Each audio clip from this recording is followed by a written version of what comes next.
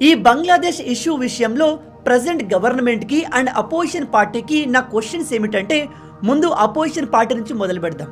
వీళ్ళు ఎక్కడో మన దేశానికి దూరంగా ఉన్న గాజాలో ప్రజలపైన దాడి జరిగితే వాళ్ళను కాపాడమని అమెరికాకు ట్వీట్లు చేస్తారు, ఇజ్రాయెల్ని ఖండిస్తారు, ఈవెన్ మోడీ గారిని కూడా బ్లేమ్ చేస్తారు.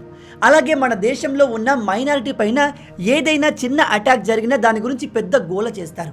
కానీ ఇప్పుడు బంగ్లాదేశ్లో గత 4 నెలల నుంచి హిందువులపైన వరుస దాడులు జరుగుతున్నప్పటికీ ఎందుకు నోరు మెదపడం లేదు? రాహుల్ గాంధీ గారు మాటి మాటికి నేను రాజ్యాంగాన్ని కాపాడుతాను, రాజ్యాంగాన్ని కాపాడడానికి నేను ఇక్కడ ఉన్నానని చెప్తారు.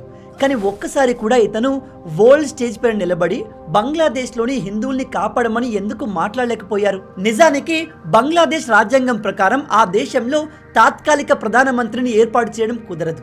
కానీ ఈ మహమ్మద్ యూనస్ మాత్రం చాలా దర్జాగా తాత్కాలిక ప్రధానిగా మారాడు. అండ్ వీడు అంటాడు